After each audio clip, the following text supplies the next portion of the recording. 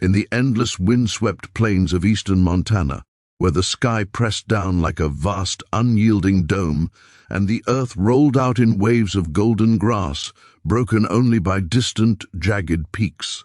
Elias Hawthorne lived the solitary life of a rancher who had inherited more than just land. He had inherited warnings, deep-rooted and unspoken, passed down through generations like the weathered fence posts that marked his boundaries, his days a steady rhythm of dawn patrols on horseback, checking cattle that grazed lazily under the relentless sun, mending what the brutal winters broke, and returning at dusk to a quiet house that echoed with memories of a family long gone. Yet on this particular autumn evening, as the sun dipped low and painted the clouds in fiery strokes of orange and purple, something disrupted the familiar silence. A strange, pulsating glow flickering from the far edge of his property, emanating from the old derelict barn that no one had entered in decades, a crumbling structure of faded red paint and sagging beams that his grandfather had sealed shut with heavy chains and a stern decree, "Don't ever go in there, boy. That's forbidden," words that Elias, now a weathered man in his mid-40s with sun-leathered skin, silver-streaked beard and eyes sharpened by years of scanning horizons, had always respected without question, dismissing the tales as old superstitions from a time when men feared shadows more than reality. But tonight the glow called to him, insistent and hypnotic, drawing him away from his evening coffee on the porch, his boots crunching over dry earth as he walked the half-mile path toward the forbidden place, the air growing cooler and heavier with each step, carrying an unfamiliar ozone scent that prickled his senses and quickened his pulse, curiosity warring with the ingrained caution that had kept him alive through blizzards, droughts, and lone confrontations with wolves. Yet the light intensified as he approached, seeping through. Boarded windows and cracked walls like liquid starlight, casting eerie shadows that danced across the ground, and Elias felt an inexplicable pull, a magnetic force that tugged at something deep within his chest, whispering promises of answers to questions he had never dared ask, about the emptiness that had settled in his life after losing his parents young, about the isolation that made the vast ranch feel both a kingdom and a prison. So despite the voice in his head echoing his father's grave warning, he continued forward, his calloused hand reaching for the rusted padlock that hung loose, surprisingly unlocked as if inviting him in, the chain falling away with a metallic clatter that sounded too loud in the stillness, and with a deep, steadying breath, Elias pushed open the heavy door, the wood groaning in protest after years of silence, revealing a sight that stole the air from his lungs, a swirling vortex of light hovering in the center of the empty barn, a portal of impossible colors twisting and folding upon themselves, blues that shifted to greens, then to violets in patterns no earthly aurora could match, humming with a low vibration that resonated in his bones, making his teeth ache and his vision blur at the edges, yet he could not tear his eyes away, transfixed as images flashed across the surface, glimpses of vast alien landscapes with towering crystalline structures under alien skies, creatures of light and shadow moving in ways that defied gravity and logic, ancient knowledge pouring forth in silent waves that brushed against his mind like fingers tracing forbidden texts.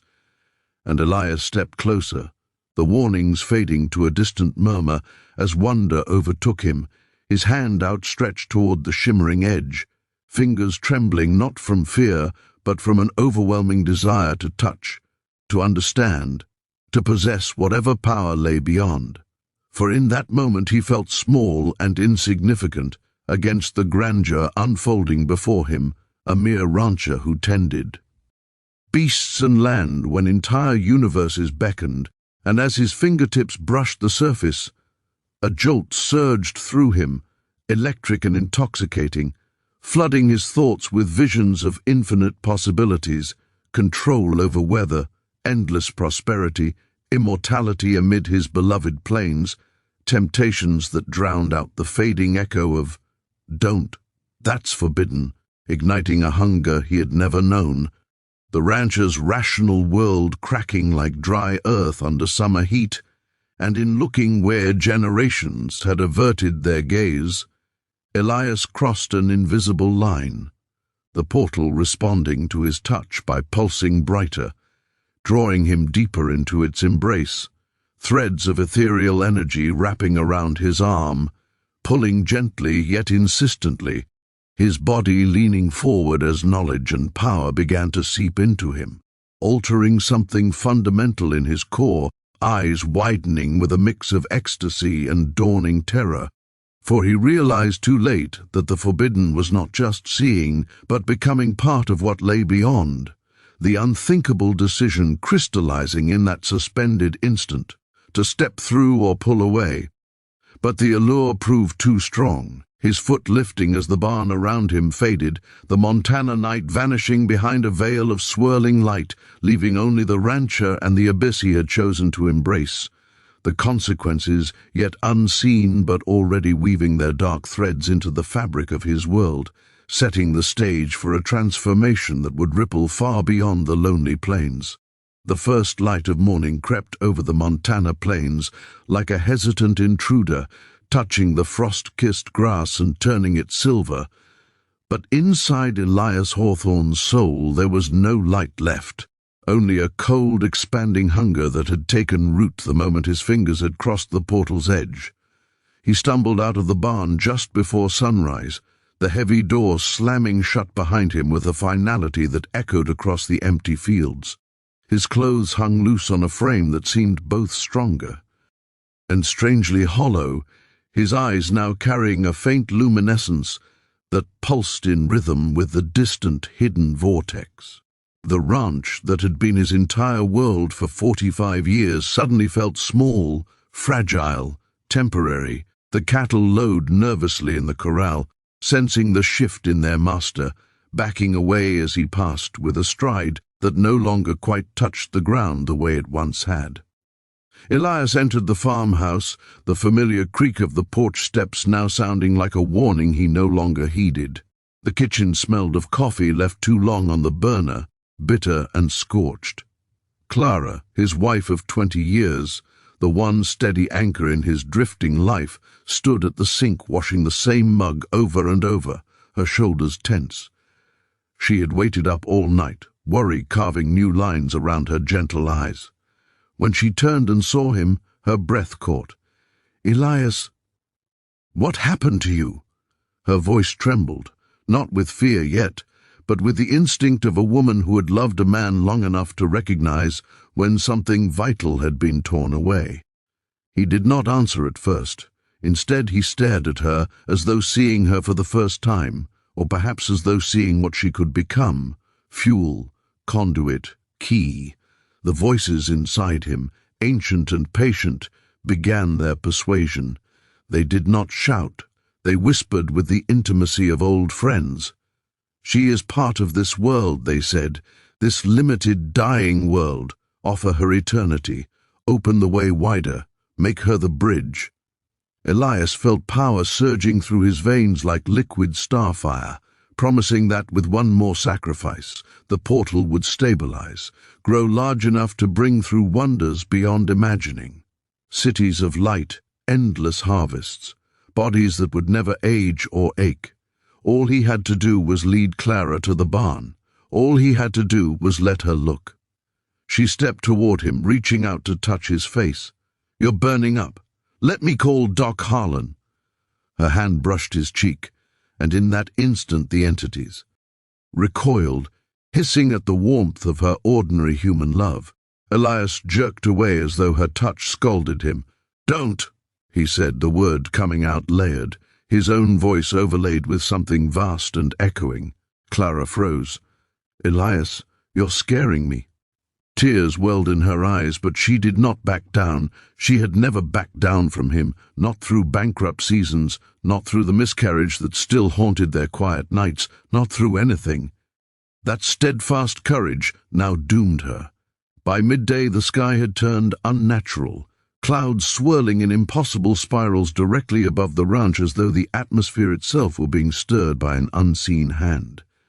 The cattle stampeded in circles, trampling fences Elias had spent years maintaining. Old Rusty, the border collie who had been his shadow since a pup, cowered under the porch and refused to come out, whining with a grief older than instinct. Elias stood in the yard, arms raised, drawing moisture from miles away until a sudden rain fell only on his land, heavy silver sheets that soaked the earth and made the grass grow visibly taller in minutes. He laughed at the miracle, but the sound that emerged was not entirely his own. Clara watched from the window, clutching the curtain until her knuckles whitened. She had seen her husband wrestle nature before, but never command it. Fear finally overtook love. She slipped out the back door, intending to drive to town to bring help. But Elias felt her movement the way a spider feels tremor in its web. He turned, eyes flaring brighter, and the truck engine died before she could turn the key. The doors locked themselves. She ran then toward the county road, boots pounding the dirt, breath ragged. He did not chase her with his body, he simply willed it, and the air thickened around her, slowing her steps until she moved as though underwater. Gentle, invisible hands lifted her, carried her backward through the air, past the corral, past the windmill, straight toward the barn whose doors now stood open like a hungry mouth. "Elias, please," she sobbed as she floated closer, hair whipping around her tear-streaked face. "Whatever you saw, whatever it promised you, it's lying. Come back to me. We can leave this place, start over anywhere, just don't do this." For one heartbreaking moment the real Elias surfaced. He saw her terror, remembered the girl who had laughed with him under summer stars, the woman who had held him through nightmares of losing the ranch. His hand reached out, trembling, as if to pull her down, to save her, but the entities surged forward, drowning him in visions of glory, worlds bowing before him, Clara reborn as something eternal at his side, pain and loss abolished forever. The unthinkable happened in silence. Clara's body crossed the threshold of the barn. The portal flared, drinking her in, not in blood and screams, but in a gentle, almost tender dissolution into streams of golden light that spiraled into the vortex. Her final cry was soft, more sorrow than pain, and it cut Elias deeper than any scream could have. The barn doors slammed shut. The unnatural rain stopped. The clouds dispersed as quickly as they had gathered. Power flooded him, immense and cold. The portal stabilized, widening until it filled half the barn's interior, edges sharp and steady. Through it he could now clearly see the other side, vast crystalline plains under triple suns, beings of pure energy turning their attention toward the new opening. They welcomed him, they praised him, they promised everything. Yet in the sudden silence of the ranch, Elias fell to his knees in the mud outside the barn. Clara's wedding ring lay in the dirt where she had dropped it in her struggle, glinting dully. He picked it up, closed it in his fist until the edges bit into his palm, but he felt no pain, only a vast hollow triumph laced with the first bitter taste of irreversible loss. The entities soothed him, assured him that grief was a human weakness. He would soon outgrow. More sacrifices would come, the neighbors, the town, eventually the world, and with each one the gateway would grow until both realms merged into perfection under his rule. By nightfall, lights appeared in the sky above the Hawthorne ranch, silent and multicolored, drawing the curious and the brave. Sheriff's vehicles approached on the distant road, blue and red flashes cutting through the darkness. Elias stood on the porch, no longer entirely the rancher, no longer entirely human, watching them come. The voices inside him smiled.